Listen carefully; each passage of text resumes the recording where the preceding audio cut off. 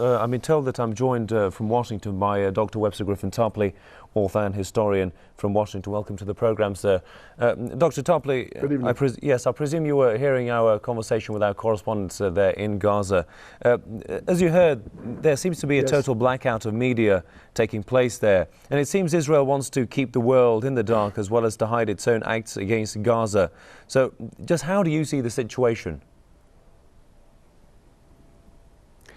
Well, the Israeli actions, of course, are barbaric, and they are an insult to civilized humanity, and they deserve condemnation from all, as well as concrete measures to make this kind of adventure less likely. It seems clear to me that we're dealing with a desperate demagogue in the shape of Netanyahu and his government, someone who feels that he's got to face an election on the 22nd of January, and he takes into this a pretty sorry record.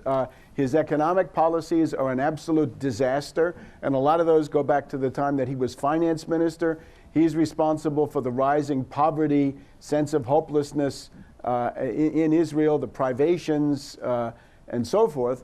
And then his adventurous foreign policy, he bet on Mitt Romney. He thought that he could interfere in the U.S. elections, and that has exploded in his face. And it's not just that he didn't get his friend of 25 or 35 years, actually. He didn't get Mitt Romney into the White House, but he's lost some of his key friends. For example, the infamous neocon General David Petraeus has gone down, and other people who were profiled as warmongers and neocons in the U.S. military establishment are also now being ousted. They're being purged. So he is weakened in that sense, and I think he's engaged in a kind of hysterical flight forward into this invasion of Gaza. But let's look at that for a minute. It is a futile as well as being barbaric and a war crime in the following sense. He starts with bombing. He starts with assassination. That leads to rockets being fired in retaliation.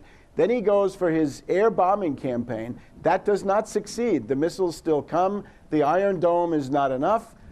And now he's on the verge of launching the ground invasion. And the ground invasion, if it starts, means an engagement of 2, 3, 4 weeks, extravagant casualties for the Israelis, lots of tanks blown up, I'm sure, lots of losses, and then eventually it will have to end. How does this end?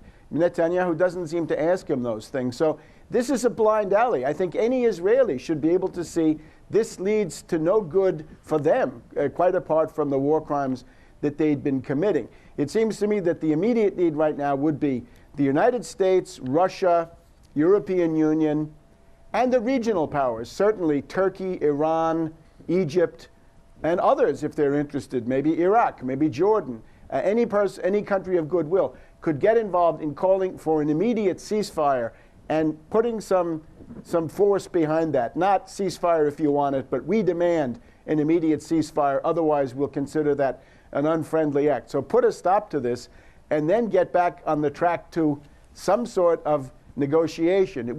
I would expect that as a result of this, Netanyahu could very well fall, and he might perhaps be replaced by somebody more reasonable. That's always an open question. But somehow this immediate killing would have to be stopped. And ultimately, you're going to have a political solution, and you're going to have a Marshall Plan for the entire region.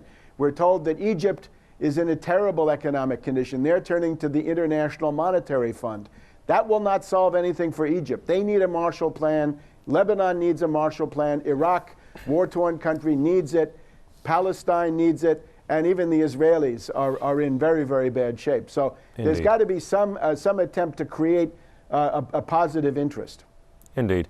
Well, we can stand by there, Doctor. Let's go back to our correspondent, Halal Safadi, in the Gaza Strip. Halal, if you can tell us more about where you are. The press agency building has been attacked by the Israeli forces.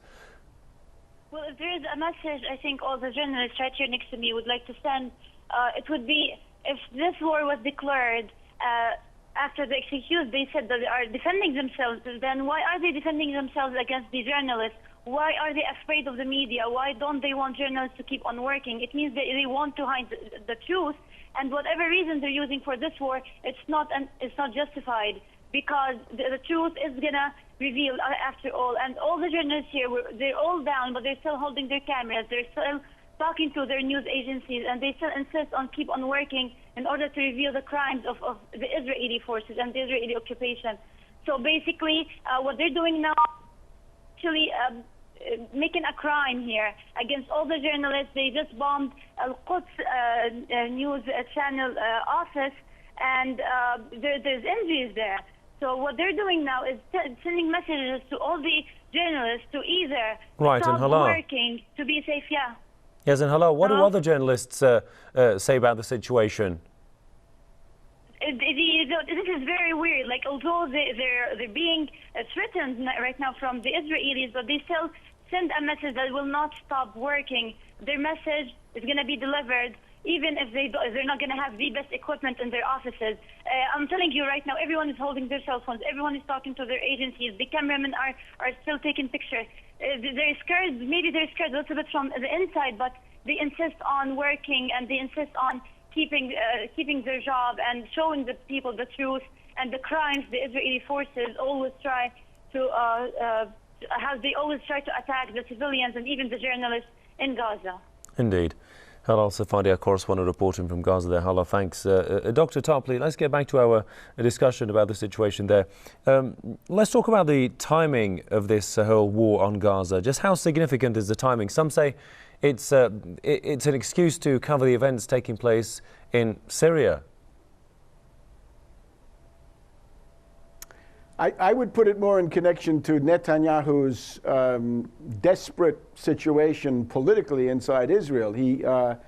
He's widely criticized for seriously damaging relations with the main patron of the Israelis. The Israelis are a client of the United States. That requires good relations.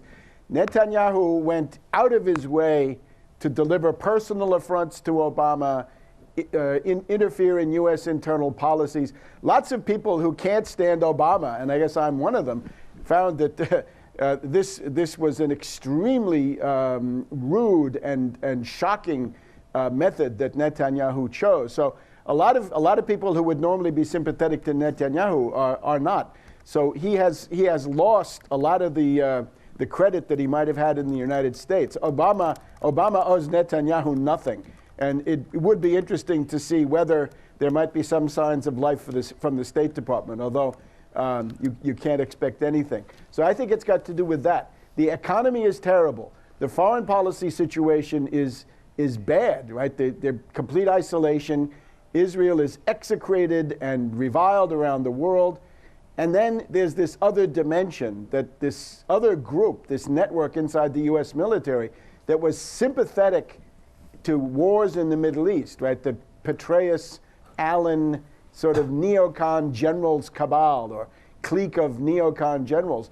They're on their way out. So that leaves Netanyahu weakened in regard to his main plan was the war with Iran, right? Netanyahu wanted his signature issue to be the confrontation with Iran.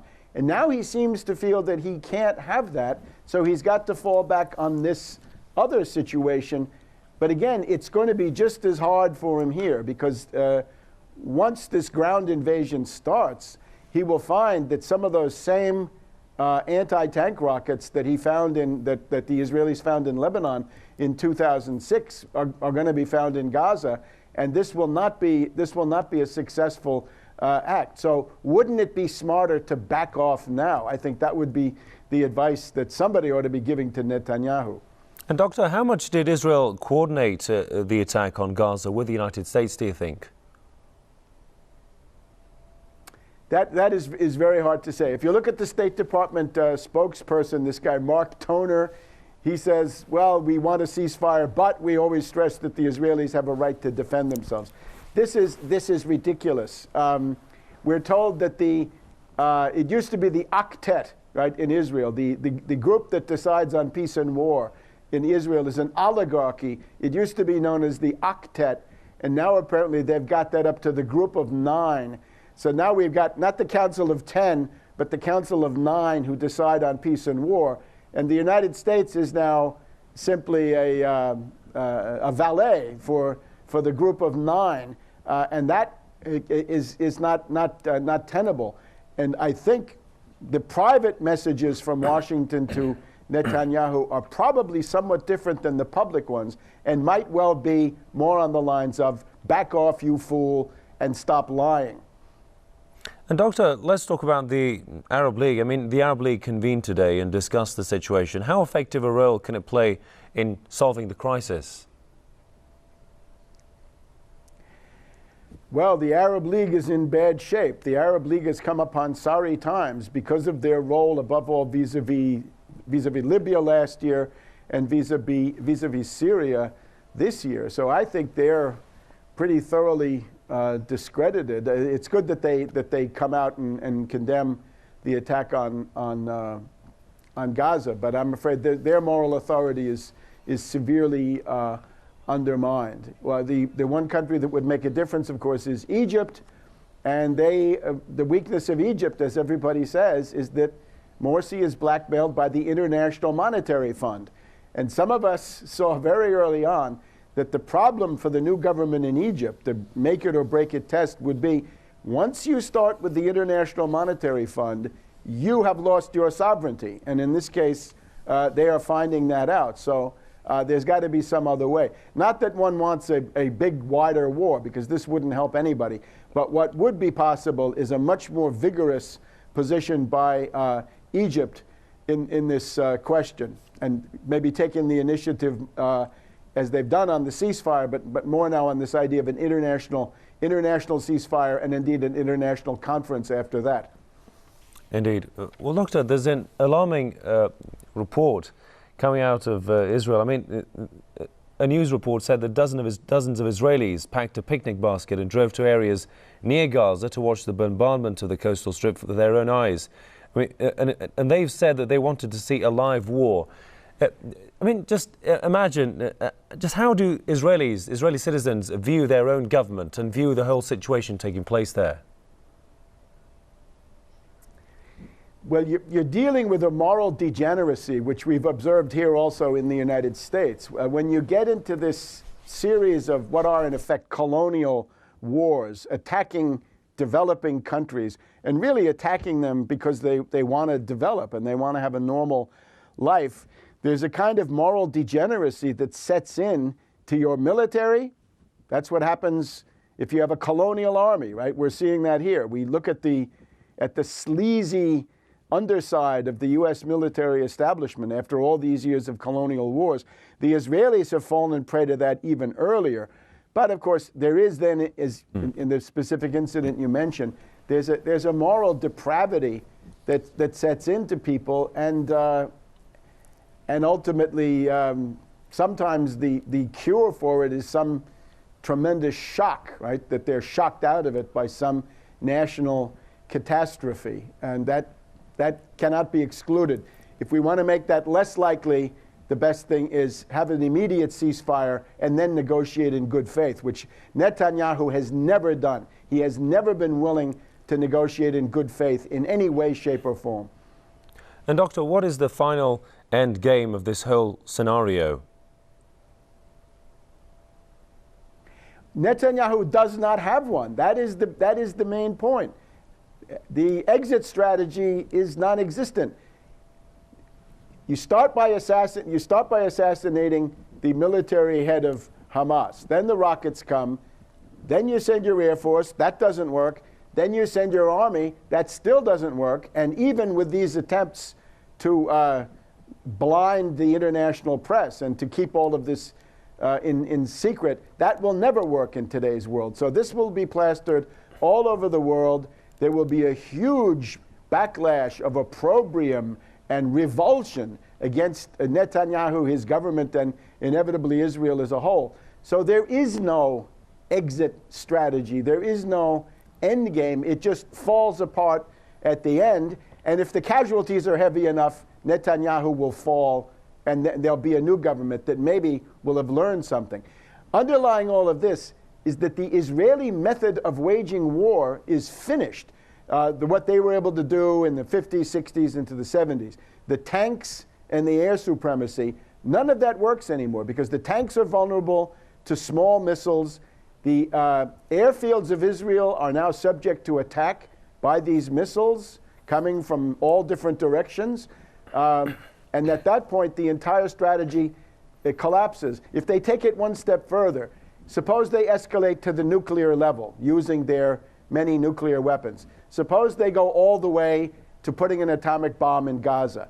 Well, even that won't help them, because then all the radioactive debris and radioactive fallout will come down on the Israelis and eventually kill more Israelis than Palestinians were killed. So it leads to nothing. It leads into the abyss. So once again, rather than go down this road, stop now, pull back, or better, let the international community impose a ceasefire. Not whether Netanyahu wants to accept it or not. And the one country that could do it is, of course, here, the U.S. The simple word, either you back off or your foreign aid is going to be cut, going to be non-existent. That would put a reality principle into the picture for this mysterious Council of Nine that decides on peace and war. Indeed. And so, Doctor, correct me if I'm wrong, are you predicting a defeat for Israel this time around? Yes, inevitably. All of their recent exercises, be it 2006 in southern Lebanon, 2008 in Gaza, it was a massacre. It was horrendous. It was a war crime. It shocked the world. But in terms of what the goal was at that time under Olmert, was supposed to suppress these rockets, and it didn't work. We're seeing that now. The rockets are still coming, and there are more of them. So that was a failure. This will be a failure.